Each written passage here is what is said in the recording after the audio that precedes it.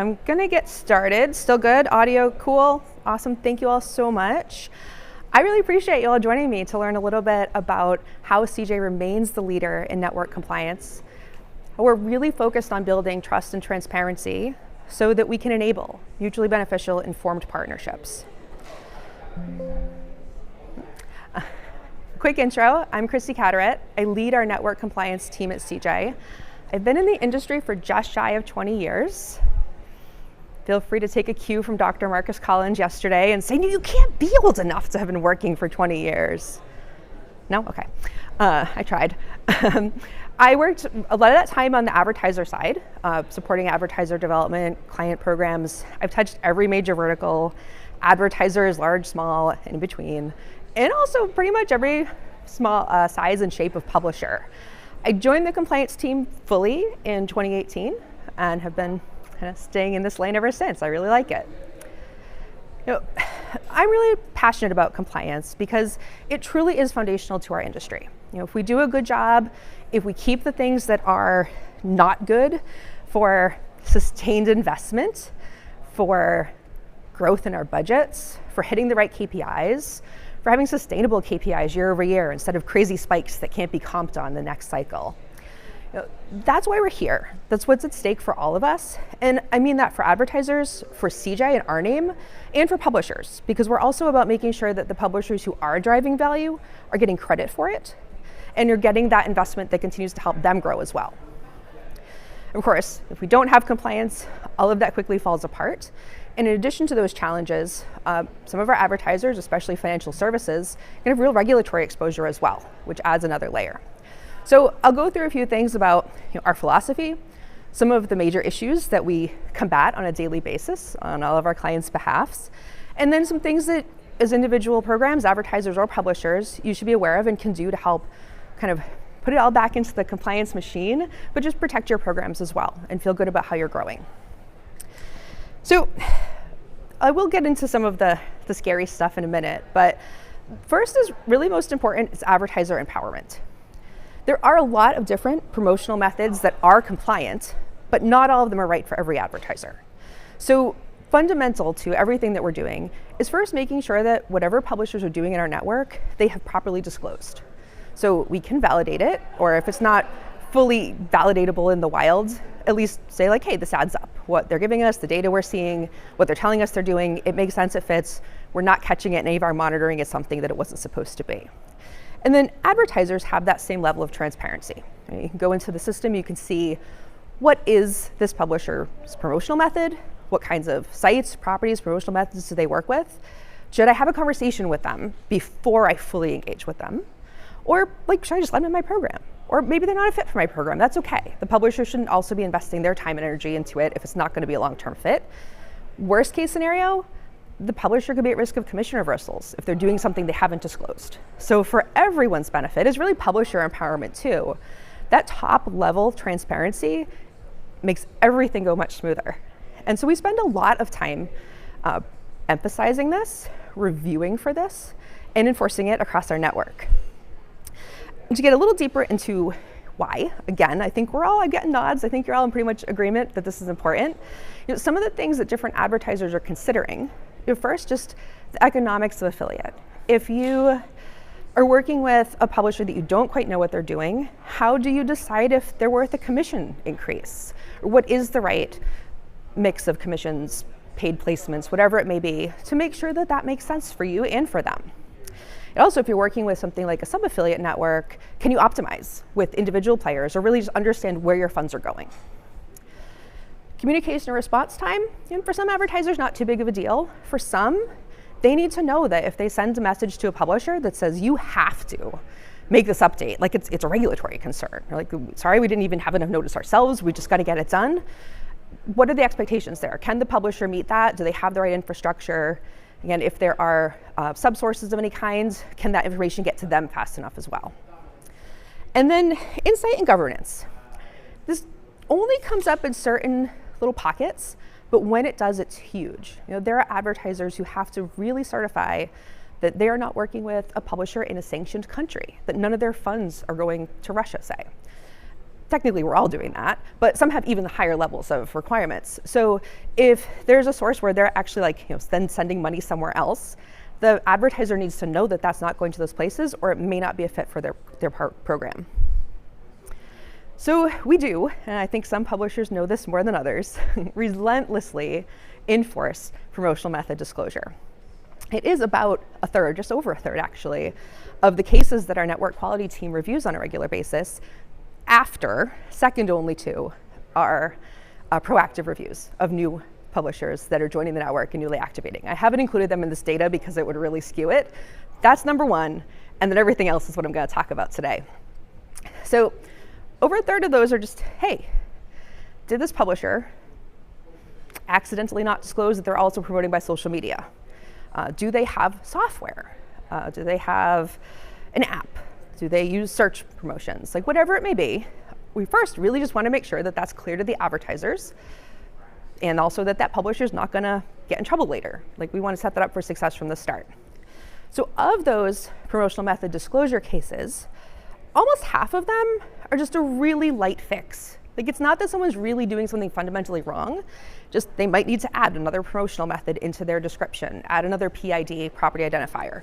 Great, easy fix. Sometimes we just do it for them and we move on. Of the remaining half-ish, about half of those, a quarter of the total, are prohibited promotional methods that are likely to result in deactivation, unfortunately, or the publishers has to remove that source. They may have other promotional methods that are totally fine, but if it is something that is bridging into adware, we'll talk about that in a moment. If it's software that doesn't stand down to other affiliates, something like that is probably going to have to go or be fixed so that it is compliant. And then the rest is just like fine. A quick review, maybe there's an update needed, maybe there isn't.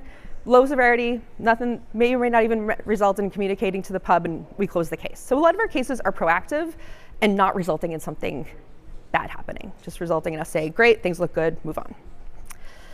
Now, I'm going to get more into some of the things that are less great, looks good, move on. Well, the way that we do find more of those things that aren't just a new publisher joining, getting started, is with our proprietary fraud detection AI with machine learning. We started building this about 4 years ago. This isn't something we just did because everyone's talking about AI. We've really been building this up with our data science team, with our own proprietary data, as well as with a third party that gives us insights into other fraudulent things happening on the internet. We can compare the IP addresses coming through our network. So we get all these inputs. We're talking about around 4,000 advertisers, probably closer to 160,000 active publishers now, and 2-3 dozen data points. We're talking about performance KPIs. Where is the publisher located? Where are they logging in from? What do the transaction details look like? How does that align with the advertiser's trends? Does it make sense for the promotional method they've disclosed? So AI, of course, is a great solution for this kind of problem because otherwise there's a lot of flat reports and a lot of time wasted. This actually helps say, here's something that looks a lot like things that were confirmed fraudulent before, score those for the level of risk, and then alert our network quality team. We prioritize by risk and dig in. So, of a lot of the things that come out of that, here are, after our proactive new partner reviews, the top reasons that we have a case. A case might not end up being a violation, but it's an investigation that we spend time on. So I talked about the promotional method ones before. That's the same data set. I included here, the red is they got removed from the network. The yellow is, it actually wasn't a network removal, but there was an advertiser who said, I'm not okay with that, and they were removed from the advertiser's program. Then there's a warning, something got fixed, but they're still in the network. They can move forward, hopefully now knowing what not to do. And then there's all those green ones that are just like, yeah, we checked it out, it's good. So that's, I don't know if y'all are surprised by how much red there is or how little red there is. I'd love that feedback. But as you can see, after promo methods, the next is software. I'm sure many of you are familiar with the kerfuffle in the industry that started earlier this year with browser extensions and concerns by influencers.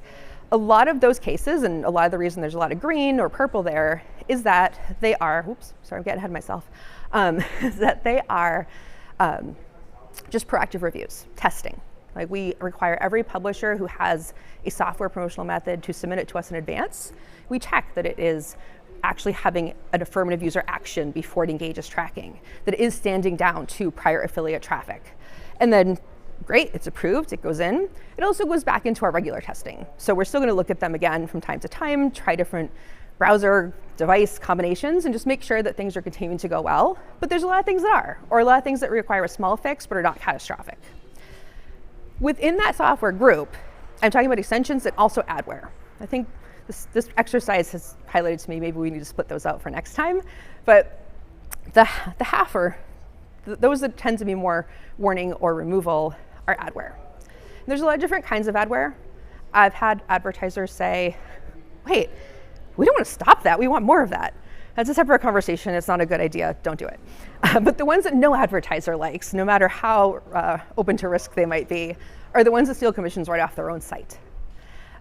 There are a remarkable number of them out there built into non-compliant software that is not part of our publisher ecosystem, but that publishers might purchase traffic off of, that will overlay what looks like an ad from a tracking technical perspective, but it's actually totally transparent.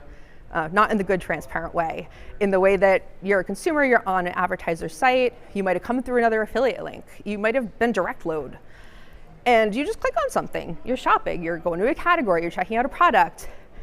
The adware lets that register as they click on an ad and takes credit. Just while that redirect happens to where that consumer wanted to go, there's also affiliate tracking dropped. That is bad. We don't want that. We work really hard to keep it out. We onboarded another vendor earlier this year to help detect it, and it found hundreds of cases. I do want to emphasize that we find them quickly and we get rid of them. They're not just hanging out. But like, this is the kind of thing that if we weren't here, little shameless plug, right? Like, a lot of budget could be wasted. Like, it could be going to the wrong affiliate, the wrong channel. Sometimes this is hiding in places where it's otherwise a really desirable promotional method, maybe when you pay a premium commission on. And so it's just taking that money away from places that actually drive value. I have a quick case study. Doing okay for time. So a few weeks ago, actually, this is pretty new. A client of ours, advertiser, came to our network quality team and said, well, they have dual programs. So they work on CJ, they also have some programs on another network. And they said, the other network gave us this report, and it shows that you have this publisher that has all of this fraudulent adware. We're like, all right, give us the info, let's get into this. What's going on here? I'm relieved to say that it was not fraudulent. It was an approved, operating as required browser extension. Whew. We also were like digging around, like, is there something else they saw? Like, the reporting wasn't complete, so we didn't have all the details. We wanted to make sure we were thorough. Well, we found dozens of situations that were actually adware performing in the other network. So humble brag, not humble brag. We sent back to them, like, we're not trying to be jerks about this, but like, here's the proof that ours is good. And here's the evidence that you actually have real adware really stealing budget from your program that is not on CJ. And we gave the advertiser the complete details. Like, that is also a really great strength for us. We don't just kind of say, there's something going on over here, it's weird, whatever. We really get into it. We make sure we have all the evidence. We need that too. Like, if we're gonna remove a publisher from the network, we have to have documentation. If we're gonna reverse commissions, like, we can't just do that without there being a good reason. And if someone comes back, has a legal claim, we can prove that this was definitely legitimate. Our removal was legitimate, not their promotional method. So I'm gonna wrap up today talking about what partners in the network can do and kind of some extra options. First of all, this is a view from an advertiser account of how you can review a publisher. You know, thinking about bringing them into a program or checking out your current partners, who's that publisher growing in your program. You know, when you go into their promotional properties detail, or even just the publisher detail overall, that top screen shows the top level classification, the arrow up top. That's not always going to be comprehensive of everything going on in that publisher, but that's like their primary method. So if it's a sub-network, make sure you're comfortable with that. It might be super valuable, but don't just go in without thinking about it and making sure it's right for you. Then within the details below, you get a list of their properties, what identifier they're using. You know, usually it's a URL, but there could be all sorts of other things that are described there, and the promotional method of that property. So you can really start to go granular. There are some publishers with thousands of these, so you can download the list. There's some with one. So you can really just start to get more of a sense of like, who is this player? What are they doing? Does it make sense for me? And you can also go into the profile part of this area and see their top level description. And so one thing we've done, that bottom arrow there, is for partners that have promotional methods that are not transparent, not because they're trying to be non-transparent, But it could be programmatic media buying. It's hard to show in the wild exactly what's happening or for an advertiser to verify it. We just want to make sure the advertiser knows that. And if they're cool with it, great. If they're not sure, we can have a conversation. If they're not okay with it, save the publisher time, save the advertiser time, frankly, save CJ some time, save everybody some money. All right, another area for advertisers who want a little extra, highly regulated, concerned about maybe search monitoring, any vertical, want to make sure your promotional offers are accurate, the wrong coupon codes aren't being used in the space, expired offers are taken down, whatever it could be. We do offer extra levels of service for advertisers. It does have a cost associated with it. There's a lot of resources that go into it. We use our own technology as well as third-party vendors to do specialized auditing, crawling, automated monitoring, AI monitoring, to see like what are the criteria that that brand has. Is this in line or is there a violation? These kinds of violations very rarely end up in that network quality chart. These are more of a very specific, this program needs you to change this thing. Many of it's not with any sort of malicious intent or anything that's like a violation of the publisher service agreement, but it's really important to that advertiser program and their success and their continued investment. So we do this monitoring, if I find something, we resolve it. So for the advertisers in the audience, we're not just a service that says, we found a problem. It may or may not even be a real problem, but here you go. We make sure it really is a problem, and if it is, we reach out to the publisher, we have thorough documentation, we'll involve you to whatever extent you do or do not want, and we make sure it gets sorted out. We also have tools to block a link from redirecting from the publisher site. I say to my team, with great power comes great responsibility. We do not use that when we don't need to, but when it's absolutely necessary for that advertiser to not have traffic like financial services, the wrong information about a credit card, there could be huge regulatory issues. So we can stop that until the publisher can fix it and then open it back up. And all that documentation insights, we also are taking that top level, really like compliance KPIs. So advertisers can see, is what's going on in my program good? Is it improving? Are publishers responding very quickly and resolving issues? Is there a product or a line of business that's kind of struggling more? What's going on there? Is there a partner who's really started to have a lot more violations lately? Or better yet, a violation that used to have, a publisher that used to have violations and they've totally cleaned it up and they're doing great. We also have those insights and we give strategic consultation on that, but also just simply can help the advertiser see what's going on and make actionable decisions. So these are just a list of the kind of standard services that we have. We do customize as well. Every advertiser needs something a little bit different, even sometimes within the same like parent organization. So we figure out what's the right mix for them and like what's the cost structure that's mutually beneficial for all involved. So that is the end of my prepared contents. Thank you all again. There is a QR code for a survey, and I think I've got like 2 minutes for questions if anyone has any.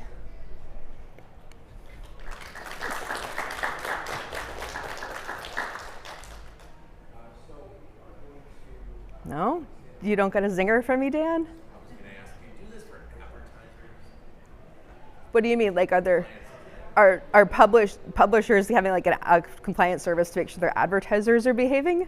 Well, that is not necessarily the compliance team in the way that we frame it, but we do have traffic quality monitoring within our background support team that is looking for like down tracking programs that the advertiser probably doesn't even realize it, but something went down, something changed in their site. Maybe it's something very small that did not affect the top level metrics to get seen right away. We are looking for that. Also building in data science and AI to help flag that faster. Yeah, please.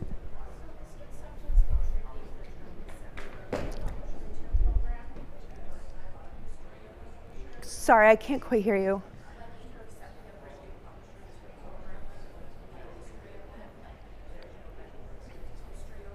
Mm-hmm. When, like, at a network level, when we're looking at them, we are looking for what they say they're doing, right? If it's a website, we're obviously going to it. We're looking at their traffic that's coming in. If we can see the referring URLs, we're making sure that is indeed what they said they're doing, or help them disclose if they haven't. We will watch for a while. So like if they're brand new and they literally have no performance, we kind of wait. Like we actually, like once we see some traffic that we can validate, we're doing that before they get paid any commissions. But they might have a few like kind of in their account waiting, and we're making sure that those were legit before we release them. For an individual advertiser, if that's a concern, it might be worth an email, like hey, let's talk for a minute before I bring you in.